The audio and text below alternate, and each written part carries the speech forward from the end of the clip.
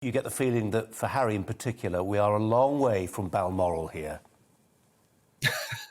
It does feel like the whole Harry and Meghan phenomenon, the whole Harry and Meghan dynamic between the two of them is summed up in these photos somewhat. Not only incredibly Hollywood, overly photoshopped, they look borderline CGI in some of the inside photos in the magazine interview.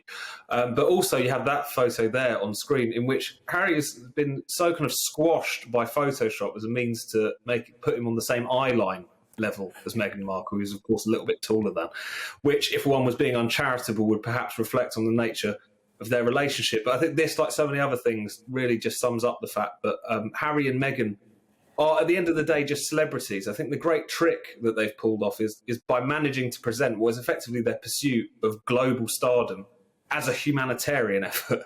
And I think these pictures and their ridiculousness and some of the discussion they've stirred up today is just further testament to that, really.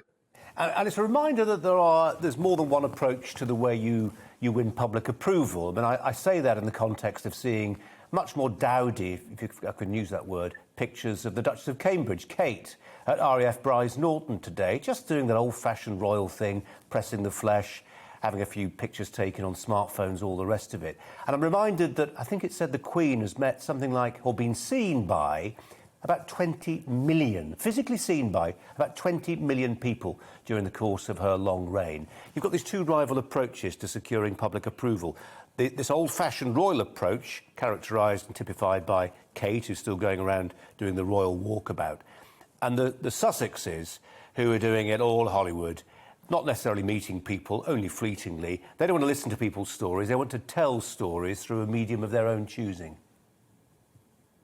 I mean, it's about them at the end of the day. I mean, that's one thing which I think is the big nature of the departure. I mean, it's been interesting how even some of their incredibly lucrative media deals, so things kind of separate to their charitable endeavours, they've often tried to present this as an extension of their charity work. You know, the Netflix deal, the Spotify deal, netting them, you know, tens of millions in some cases, or certainly multi-millions dollar deals in these instances, which again, as we saw pointed to in the interview today, is presented as giving a voice to the voiceless. This isn't them expanding their brand, expanding their stardom. This is all part of it. And I think people start to get very sniffy about charity work. I'm sure there are many people many foundations, many charities, which have benefited from the deep pockets and the connections of Harry and Meghan. But the point in which people start to get cynical about things like this, about philanthropy, about rich people kind of very ostentatiously engaging in this, is when it feels like it is all about them. And Harry and Meghan are just the perfect emblems of that, whereas the royal family, I think quite savvily,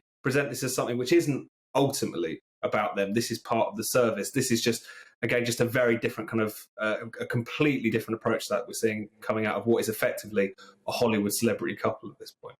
Tom, I just want to go back to that picture. You probably can't see it, but our viewers did, of the two of them walking in this lovely Edenic glade. And I mean, there is almost something slightly Garden of Eden about it. I mean, I don't know what that says about them, Adam and Eve, but you know, there is a sense for me that there's Harry, who when he was in military service, and we know that the army really enjoyed, you know, taking the mickey, deeply ironic.